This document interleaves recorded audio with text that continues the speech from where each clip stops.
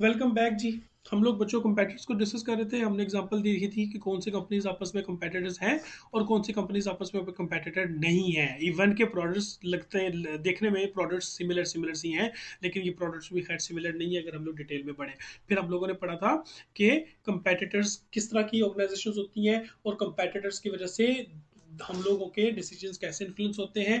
और अगर हमारे कंपेटिटर नहीं है, हम अकेले ही हों पूरी की पूरी मार्केट में सर्व करने के लिए जैसे वापटा है, तो फिर हम लोग किस किस्म की चीजें एक्टिविटीज करते होते हैं।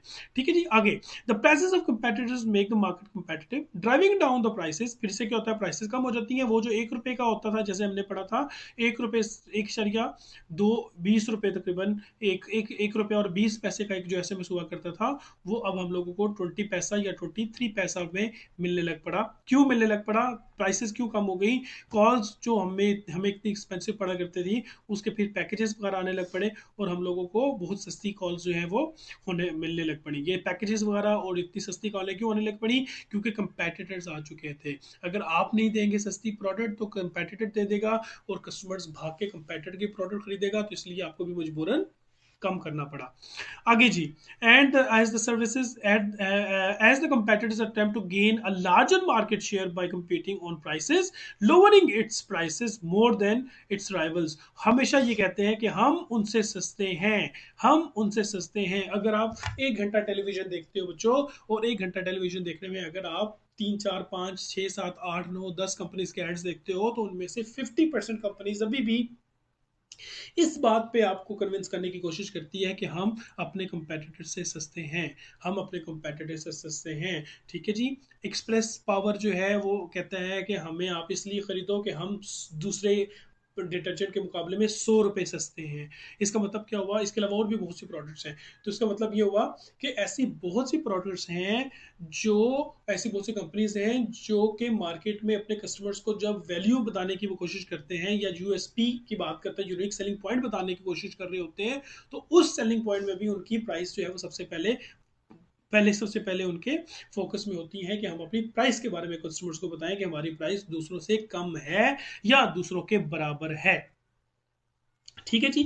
तो ये जो है कंपेटिटर्स की वजह से फिर कोशिश ये होती है कि हर एक कंपनी अपनी प्राइस या तो उनके बराबर रखे या अपने कंपेटिटर से कम रखें, ताकि कस्टमर्स जो है वो कन्विंस हो। फिर आखिर में कंपेटिटर जब पढ़ लिया, तो उसके बाद competitors must gain strategic advantage by positioning their offering against competitors offering. फिर हम लोग क्या करते हैं, पोजीशनिंग बड़ी इंपॉर्टेंट होती है। पोजीशनिंग हम लोग पिछली क्लास में पढ़ चुके हैं कि हम लोग अपनी प्रोडक्ट्स की पोजीशनिंग बनाएं।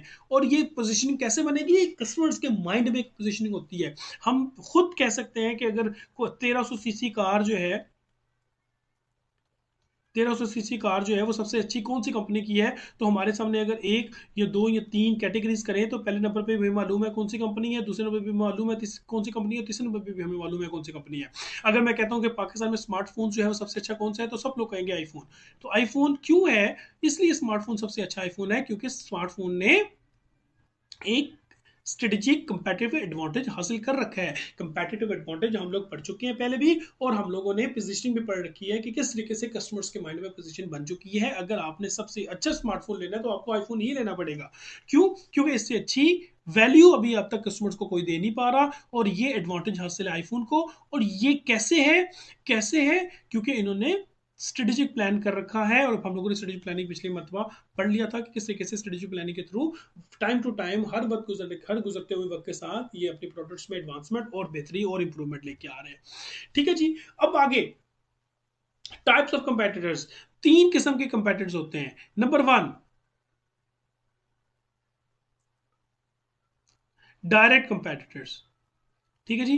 डायरेक्ट कंपेटिटर्स कौन से होते हैं? डायरेक्ट कंपेटिटर्स वो होते हैं जिनकी प्रोडक्ट्स बिल्कुल सिमिलर होती है। ठीक है, जिनकी प्रोडक्ट्स बिल्कुल सिमिलर होती है, जैसे कि यूफोन, जैसे टेलीनॉर, जैसे जोंग, जैसे मोबिलिंक। इनकी प्रोडक्ट्स बिल्कुल सिमिलर है, किसी किस्म का डिफरेंस प्रोडक्ट में नहीं है। और यहाँ पे हम लोगों ने कौन सी एग्जांपल ली हुई है? बिल्कुल डायरेक्ट प्रोडक्ट्स में एक पेप्सी कोला और एक कोका कोला। इसी तरीके से अगर पाकिस्तान में आती है तो गोरमे कोला, पाकिस्तान में आती है तो कोला नेक्स्ट, नई नया ड्रिंक आया हुआ है। तो ये जितने भी कोल्ड ड्रिंक्स हैं, ये चूंकि बिल्कुल सिमिलर प्रोडक्ट्स हैं, कोई भी इनमें डिफरेंस नहीं है, तो इसलिए हम उनको कहते होते हैं बिल्कुल डायरेक्ट कंपटीशन। अगर आप मरी रोड में जाएंगे, इस तरफ कसरे शीरी है और उसके बिल्कुल सामने फ्रेस्को स्वीट्स हैं। ये दोनों कंपेटिटर्स हैं और दोनों डायरेक्ट कंपेटिटर्स हैं। क्यों? क्योंकि दोनों की प्रोडक्ट्स जो है वो मोरलेस सिमिलर है। ठीक हो गया। इसी तरीके से यूनिलीवर और पीएनजी, पीएनजी भी कहते होते हैं प्रॉक्टर गैम्बल, इन दोनों की जो प्रोडक्ट्स होती हैं वो मोरलेस सेम होती हैं। बिल्कुल भी इन प्रोडक्ट्स में बहुत ज़्यादा डिफरेंस नहीं होता, इनकी क्वालिटी में और इनकी वैल्यू में भी डिफरेंस नहीं होता। सिर्फ और सिर्फ मार्केटिंग कैंपेन्स के बेस पे ये चल रही होती है। दूसरे नंबर पे आता है इनडायरेक्ट कंपटीशन। ठीक हो गया। पीछे जो हम लोगों ने पढ़ा था वो पढ़ा था डायरेक्ट कंपटीशन, ये इनडायरेक्ट कंपटीशन। इनडायरेक्ट कंपटीशन क्या चीज होती है? Similar products but different revenue goals.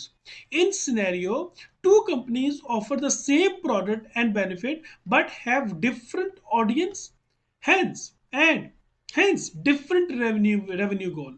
मिसाल के तौर पे यहाँ पे एक एग्जांपल आ जाती है कि a coffee brand like Nescafe with always face competition from tea brands as indirect competition.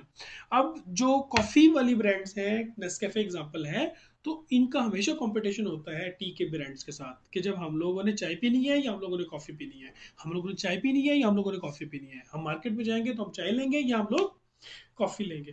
तो इनके साथ इनका कंपटीशन होता है। लेकिन अगर देखा जाए तो नेस्कैफे यानी कि जो कॉफ़ी होती है वो एक प्रोडक्ट अलग है और चाय के जो ब्रांड है वो अलग है। इसी तरीके से अगर हम लोग ग्रीन टी भी इसमें ऐड कर लें तो वो भी इसमें ऐड की जा सकती है। तीसरे नंबर पे क्या चीज़ आती है? Replacement competition. रिप्लेसमेंट कंपटीशन क्या चीज होती है कि अगर आप ये नहीं ले रहे तो उसकी जगह आप इसके रिप्लेसमेंट में कोई और प्रोडक्ट भी ले सकते हो। मैं इसके एक दो एग्जांपल्स आपको देता हूँ। पहले हम लोग पढ़ लेते हैं सब्स्टिट्यूट प्रोडक्ट। इसका मतलब है हम लोग कुछ ना कुछ सब्स्टिट्यूट देते हैं। सब्स्टिट्यूट का मतलब होता है मुतबादिल देना।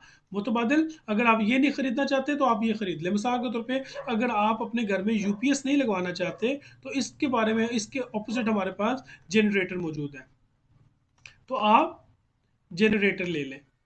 ठीक है जी। तो वो जनरेटर ले लेंगे तो वो यूपीएस की रिप्लेसमेंट है, लेकिन यूपीएस का कंपेटिटर जनरेटर नहीं है। ठीक है जी। कंपेटिटर नहीं है लेकिन एक दूसरे की ये रिप्लेसमेंट कंपटीशन में आ सकता है। आगे चलेंगे जी। Substitute products same customer time and money. आगे चलेंगे। In this type the product are not same but can be substituted for each other but are targeted to the same customers. ठीक हो गया। अगर आप यूपीएस नहीं लेना चाहते आप जनरेटर ले लें। इसका मतलब क्या हुआ? ये प्रोडक्ट सेम नहीं है लेकिन क्या होगा? सर्विसेज एक जैसी दे रही है। और दूसरे नंबर पे क्या होगा कि ये एक ही किस्म की मार्केट को टारगेट कर रही है। मिसाल के तौर पे पिज्जा हट ऑफर्स पिज्जा और मैकडॉनल्ड्स ऑफर बर्गर। अब हम लोगों ने फास्ट फूड खाना है तो पिज्जा में और बर्गर दोनों में डिफरेंस है। अगर मेरे पास मेरा दिल कर रहा है कि मैं कुछ खा लूं और पिज्जा मेरे पास दिल नहीं कर रहा तो मैं बर्गर खा लूंगा। तो बर्गर में और पिज्जा दोनों में डिफरेंस है प्रोडक्ट्स के हवाले से, लेकिन बर्गर और पिज्जा की जो मार्केट है वो दोनों की सेम है। ठीक है जी। यहां तक आगे चलेंगे जी।